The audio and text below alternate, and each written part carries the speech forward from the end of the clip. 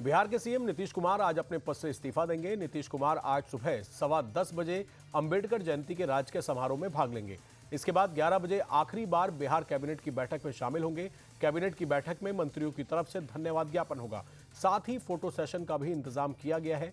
Cabinet meeting के बाद CM Nitish 3 बजे राजभवन में जाकर अपना इस्तीफा राज्यपाल को सौंपेंगे, जिसके बाद नीतीश कुमार शाम 4 बजे एनडीए विधानमंडल दल की बैठक में शिरकत करेंगे।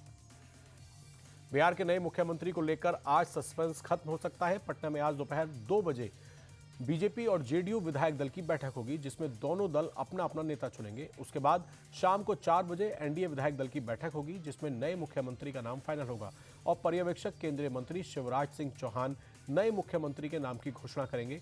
सूत्रों के मुताबिक नए मुख्यमंत्री का शपथ ग्रहण 15 अप्रैल की सुबह 11 बजे होगा, जिसमें प्रधानमंत्री नरेंद्र मोदी भी शामिल हो सकते हैं। पीएम मोदी आज एशिया के सबसे बड़े ग्रीन एलिवेटेड कॉरिडोर का उद्घाटन करेंगे। पीएम मोदी सुबह 11:15 बजे सहारनपुर में दिल्ली देहरादून आर्थिक गलियारे के ऊंचे खंड पर बने वन्यजीव गलियारे की समीक्षा करेंगे और फिर 12:30 बजे देहरादून में एक सार्वजनिक सभा में 213 किलोमीटर लंबे 6 लेन वाले और access control Delhi Dehradun economic corridor का उद्घाटन करेंगे। इस एक्सप्रेसवे पर 12 किलोमीटर लंबा वाइल्ड लाइफ एलिवेटेड कॉरिडोर भी होगा। 12,000 करोड़ की लागत से तैयार इस इकोनॉमिक कॉरिडोर की वजह से दिल्ली से देहरादून का सफर 6 घंटे से घटकर महज 2.5 घंटे का रह जाएगा। सहारनपुर पहुंचे मुख्यमंत्री योगी आदित्यनाथ ने प्रधानमंत्री के कार्यक्रम को लेकर की गई तैयारियों का जायजा लिया। इस दौरान उन्होंने जनसभा स्थल का भी निरीक्षण किया। इसके बाद मुख्यमंत्री योगी आदित्यनाथ मां डाट काली मंदिर पहुंचे, जहां उन्होंने पूजा अर्चना की। नोएडा वर्कर्स प्रोटेस्ट मामले पर चौंकाने वाला खुलासा हुआ। यूपी पुलिस के मुताबिक ये पूरा प्रदर्शन प्री प्लान साजिश का हिस्सा था। 150 से ज्यादा संदिग्धों से पूछताछ की गई। 5 से 6 ऐसे लोग भी यूपी पुलिस की गिरफ्त में आए, जिन्होंने सिर्फ आग लगाने का काम किया। सोर्सेस की माने तो अल्ट्रा लेफ्टिस्ट ग्रुप ने अफवाहों के जरिए श्रमिकों को भड़काया और पुलिस पर हमला करने के लिए उकसाने का काम किया। यूपी पुलिस को गहरी साजिश के क्लू मिले हैं। नोएडा प्रदर्शन मामले पर सीएम योगी के निर्देश पर श्रम विभाग की बनाई गई कमेटी की पहली बैठक हुई। इसमें श्रमिकों की तरफ से 5 और कंपनियों की तरफ से 3 प्रतिनिधि शामिल हुए। इंडस्ट्रियल डेवलपमेंट कमिश्नर की अध्यक्षता में मीटिंग हुई। श्रमिकों को समझाया गया कि सरकार आपके साथ खड़ी है। सैलरी, बोनस और ओवरटाइम के मुद्दे पर सरकार कंपनियों को गाइडलाइन जारी कर चुकी है। कमेटी ने वर्कर्स से काम पर लौटने और अफवाहों पर ध्यान न देने की अपील की। नोएडा में शांति बनाए रखने के लिए प्रशासन पूरी तरह अलर्ट पर है। जिलाधिकारी मेधा रूपम और पुलिस कमिश्नर ने खुद ग्राउंड जीरो पहुंचकर स्थिति का जायजा लिया। सेक्टर 63 में हुए हालिया तनाव के बाद डीएम मेधा रूपम खुद मोर्चे पर उतरी। डीएम ने संबंधित अधिकारियों को इलाके की मॉनिटरिंग करने के सख्त निर्देश दिए। साथ ही उन्होंने श्रमिक भाई बहनों से बातचीत कर शांति बनाए रखने की अपील की। बंगाल चुनाव प्रचार में बीजेपी ने पूरी ताकत झोंक दी है। प्रधानमंत्री नरेंद्र मोदी आज मेरा बूथ सबसे मजबूत कार्यक्रम के तहत पश्चिम बंगाल के बूथ कार्यकर्ताओं से बातचीत करेंगे। पीएम मोदी ये संवाद शाम 4 बजे नमो ऐप के जरिए करेंगे। इस वर्चुअल संवाद का मकसद ग्राउंड लेवल के कार्यकर्ताओं में जोश भरना है और बूथ लेवल पर पार्टी की पकड़ को मजबूत बनाना। वहीं बीजेपी ने इस कार्यक्रम के लिए कार्यकर्ताओं और आम जनता के लिए विशेष गाइडलाइन जारी की है। पीएम मोदी ने कार्यकर्ताओं से नमो ऐप के जरिए अपने सुझाव और भविष्य के सपने साझा करने की अपील की। कर्नाटक कांग्रेस में घमासान मचा है। दरअसल कर्नाटक कांग्रेस के 40 विधायकों ने दिल्ली में डेरा डाला हुआ है और कैबिनेट फेरबदल की मांग कर रहे हैं। इन विधायकों ने सोमवार को कांग्रेस के राष्ट्रीय अध्यक्ष मल्लिकार्जुन खड़गे से मुलाकात की। अब आज ये विधायक कांग्रेस नेता राहुल गांधी से मुलाकात कर सकते हैं। अब एक बार फिर सीएम बदलने की आवाज बुलंद होने लगी है। इन विधायकों का कहना है कि मौजूदा मंत्रियों का लगभग 3 साल का समय मिल चुका है, इसलिए अब सीनियर विधायकों को मौका दिया जाए। दूसरी तरफ डीके शिव कुमार के समर्थक विधायक भी दिल्ली आकर राहुल गांधी से मिलने का प्लान बना रहे हैं। पश्चिम बंगाल के दुर्गापुर में अमित शाह के रोड शो के बाद बीजेपी और टीएमसी के कार्यकर्ताओं के बीच झड़प की खबर है, जिसमें 2 लोग घायल हो गए। घायलों को इलाज के लिए अस्पताल में भर्ती कराया गया। झड़प की सूचना मिलते ही मौके पर पुलिस की टीम पहुंची और हालात को संभाला। अरविंद केजरीवाल के खिलाफ सीबीआई की अर्जी पर दिल्ली हाईकोर्ट में सुनवाई हुई, जहां केजरीवाल ने खुद अपना पक्ष रखा, तो वहीं सीबीआई की तरफ से सॉलिसिटर जनरल तुषार मेहता ने दलीलें पेश की। केजरीवाल ने कहा कि जब मुझे निचली अदालत से आरोप मुक्त कर दिया गया तो फिर अपराधी की तरह क्यों खड़ा किया गया।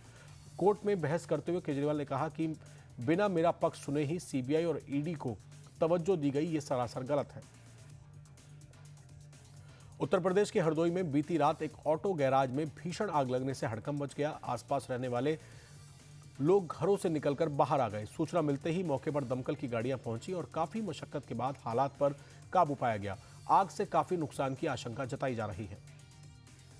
गाजियाबाद में कपड़े की फैक्ट्री में आग लगने से अफरा तफरी मच गई। मौके पर धुएं का गुबार उठने लगा।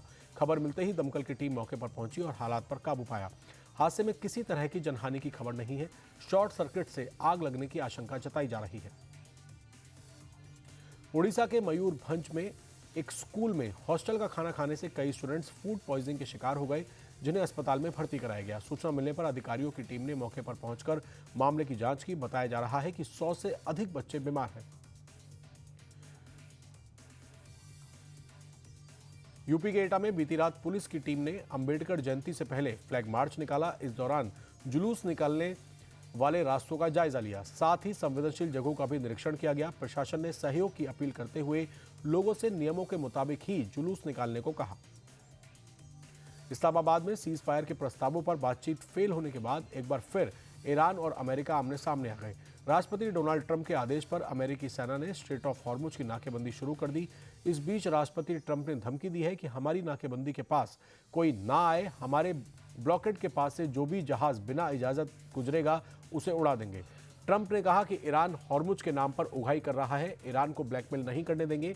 नाकेबंदी की वजह से ईरान का कारोबार नहीं चल रहा। ईरान अब किसी भी हाल में डील करना चाहता है।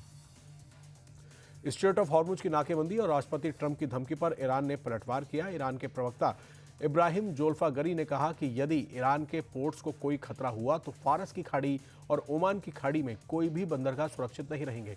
उन्होंने कहा कि या तो क्षेत्र में सभी पोर्ट सुरक्षित रहेंगे या कोई भी नहीं बचेगा। वो पोर्ट चाहे सऊदी अरब के हों या संयुक्त अरब अमीरात के या फिर ओमान के, ईरान सबको एक एक कर उड़ाएगा। ईरान किसी भी कीमत पर हॉर्मुज का कंट्रोल ट्रंप को देने के लिए तैयार नहीं है, इसके लिए चाहे जितना बड़ा युद्ध क्यों न छिड़ जाए। इजराइल और लेबनान के राजदूतों के बीच आज वाशिंगटन में बैठक होगी, जिसमें संघर्ष को रोकने और औपचारिक वार्ता को शुरू करने पर चर्चा होगी। हालांकि इस वार्ता से पहले हिजबुल्लाह के कमांडर नईम कासिम ने लेबनान सरकार से वार्ता रद्द करने की अपील की। नईम कासिम ने टीवी संदेश जारी करके कहा कि मौका अभी मौजूद है। लेबनान की इजराइल के साथ बातचीत बेतुकी है। यह अमेरिका और इजराइल को मुफ्त में रियायत देना होगा। नईम कासिम ने इजराइल के साथ बातचीत के लिए राजी होने पर लेबनान के राष्ट्रपति, प्रधानमंत्री और कैबिनेट की निंदा की। अमेरिका में राजदूत स्तर की शांति वार्ता से पहले इजराइल ने लेबनान पर फिर बड़ा हमला बोल दिया। इजरायली सेना ने दक्षिणी लेबनान में हिजबुल्लाह के तकरीबन 150 ठिकानों को टारगेट किया। इजरायली सेना ने हिजबुल्लाह के कई रॉकेट लॉन्चर और ड्रोन को तबाह करने का दावा किया। साथ ही हिजबुल्लाह के सैन्य ठिकानों और एंटी टैंक मिसाइल लॉन्चर को भी उड़ा दिया। इसके अलावा दक्षिणी लेबनान में हिजबुल्लाह के खिलाफ आईडीएफ का जमीनी एक्शन भी जारी है।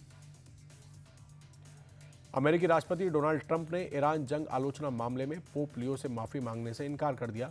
राष्ट्रपति ट्रंप ने कहा कि पोप लियो ने सार्वजनिक तौर पर ईरान जंग की आलोचना की थी, जबकि मैंने तो सिर्फ उनका जवाब दिया। पोप गलत है और इसमें माफी मांगने जैसा कुछ नहीं है। साथ ही ट्रंप ने माना कि उन्होंने ईसा मसीह जैसी अपनी तस्वीर को सोशल मीडिया पर शेयर किया था, हालांकि बाद में उस तस्वीर को हटा दिया। ट्रंप ने कहा कि उस तस्वीर में वो लोगों को ठीक करते एक डॉक्टर के रूप में दिख रहे थे। आईपीएल में आज चेन्नई सुपर किंग्स और कोलकाता नाइट राइडर्स की टीमें आमने सामने होंगी। मैच शाम 7:30 बजे चेन्नई के एमए चिदम्बरम स्टेडियम में शुरू होगा। दोनों टीमों का इस सीजन प्रदर्शन कुछ खास नहीं रहा। चेन्नई सुपर किंग्स ने अब तक खेले गए 4 मैचों में सिर्फ एक ही में जीत हासिल की है, जबकि कोलकाता नाइट राइडर्स अभी अपनी पहली जीत की तलाश में है। दोनों टीमों के बीच अब तक 31 मुकाबले खेले गए, जिनमें से 20 में चेन्नई सुपर किंग्स को जीत मिली है, जबकि कोलकाता नाइट राइडर्स ने 11 मैच जीते हैं। आईपीएल में सनराइजर्स हैदराबाद ने राजस्थान रॉयल्स को 57 रनों से करारी शिकस्त दी है। सनराइजर्स हैदराबाद ने पहले बल्लेबाजी करते हुए 216 रनों का बड़ा स्कोर तैयार किया, जिसे चेज करने उतरी राजस्थान रॉयल्स की टीम 159 रन पर सिमट गई। हैदराबाद की जीत के हीरो तेज गेंदबाज प्रफुल्ल हिंग होंगे, जिन्होंने अपने डेब्यू मैच के पहले ही ओवर में 3 विकेट लेकर आईपीएल में नया रिकॉर्ड बना दिया। एसआरएच के लिए डेब्यू करने उतरे प्रफुल्ल हिंगे और साकिब हुसैन ने 4-4 विकेट झटके। वहीं बल्लेबाजी में ईशान किशन ने 44 गेंदों में 91 रनों की तूफानी पारी खेली।